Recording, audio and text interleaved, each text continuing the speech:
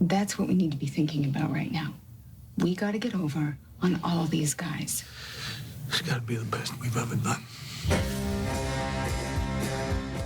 That from the trailer to the 2013 film American Hustle, but there is a real-life hustle being played on all of us. I'm talking about Americans as we speak, and it's happening in plain sight. We as a nation being scammed. Now this man, he the grifter. For as much money as Donald Trump claims to have, he's not only cheap with it, he can't seem to keep his small hands out of the pockets of the American taxpayer. Now, of course, this is hardly a news flash. We report on Trump profiting from his office all the time here on RFL. So we asked Andrew, we gave him the pleasant assignment of digging into it all.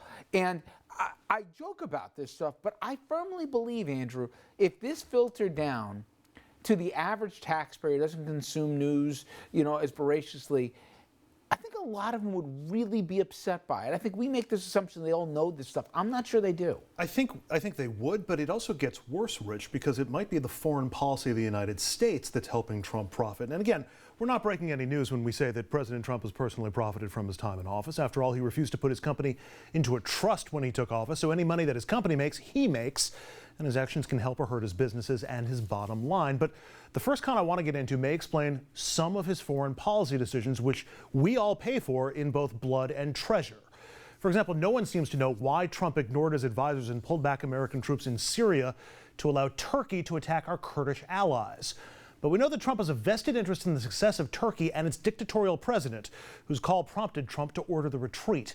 Here's a clip from a 2016 radio interview that Trump gave to Steve Bannon, then of Breitbart.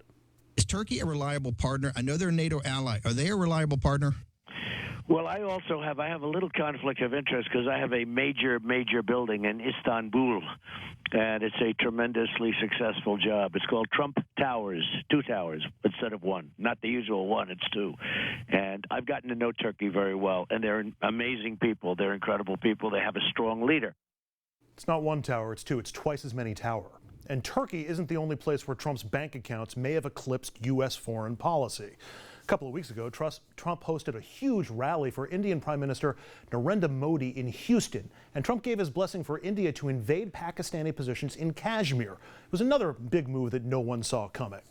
But it makes a little more sense when you consider that Trump has 4 different properties across India.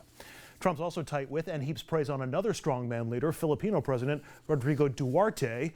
Oddly enough, what a coincidence, there's a Trump Tower in the Philippines as well. And don't forget all of the money that Trump is making from his hotel in D.C., from foreign governments, foreign and domestic companies, all sorts of Republicans and Republican groups, his campaign, his inauguration, and even from his cabinet, including his attorney general. Which brings us to Trump's next big grift, his rallies. Trump loves his rallies. He's got one tomorrow night in Minneapolis. He also loves to boast about his crowds, how they have to turn people away and people have to line up for hours to get in, which means that somebody has to pay police and other security when he holds his rallies, but it ain't Trump who pays. In fact, it's nobody. The Trump campaign regularly stiffs cities that host Trump rallies, 10 cities to the tune of $840,000. So Minneapolis's mayor demanded payment up front, $500,000 to cover security costs for tomorrow night. Trump responded the way he always does. He threatened to sue. Tomorrow's rally in Minneapolis is still happening. The city's just expecting to get stiffed once again. Which brings us to Trump's long-standing and ongoing hustle, golf, which shouldn't have even been an issue, right, Donnie? I'm going to be working for you. I'm not going to have time to go play golf. I love golf. I think it's one of the greats, but I don't have time. But if I were in the White House, I don't think I'd ever see Turnberry again. I don't think I'd ever see Doral again. But I'm not going to be playing much golf, believe me. If I win this, I'm not going to be playing much golf. Well, breaking news, but Trump has not kept that promise, like at all. According to a website that tracks Trump's golf addiction, he's already played 221 rounds during his presidency. That's 1 round every 4.5 days since he's been president. Compare that to President Obama, about whom Trump always complained played too much. Obama played golf every 9.5 days on average in office. Trump is playing more than twice as much. But it's the middle number in red I want you to focus in on. The cost of Trump's golf on taxpayers, $109 million and counting. Now, some of that is travel costs. Some of it is for other somewhat regular expenses. But a lot of that goes right to Trump. Greens fees, food and beverages. Okay, maybe you expect that. Golf cart rentals for a security detail, hotel rooms and food for them. And lest we forget, every time he goes to one of his own golf clubs, Trump also gets millions of dollars worth of free advertising.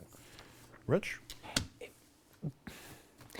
I've given up trying to understand what upsets people or what doesn't. But the idea that, and I think you chronicled really well, that there is so much conflicts of interest. Even he used his own words. I hadn't heard that clip before. But the rallies, Andrew.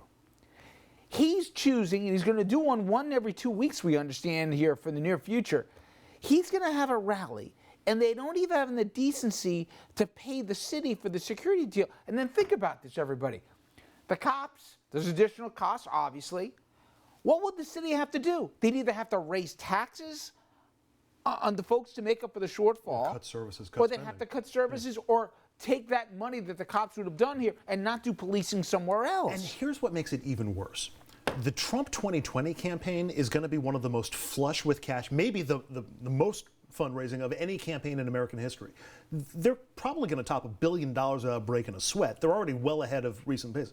So the campaign has the money to pay the city of Minneapolis or to pay their debts for these other rallies, which are campaign rallies.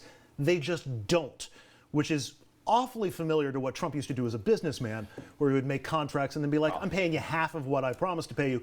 You want to get the rest, sue me. And the other thing is, guys, we don't even know where money, for example, from the inauguration fund went. If it's not nailed down, for a guy to claim to be so rich here, A, he doesn't go into his own pocket for anything, and B, he is pocketing our money, taxpayer money, and we don't even know where it's really going. So to that end, it's just... It's offensive, but if it's dictating his foreign policy or some of his foreign policy decisions, that's downright dangerous. Yes, and just look to Syria, as you said, Andrew. All right, we're going to be right back, everybody, to wrap things up.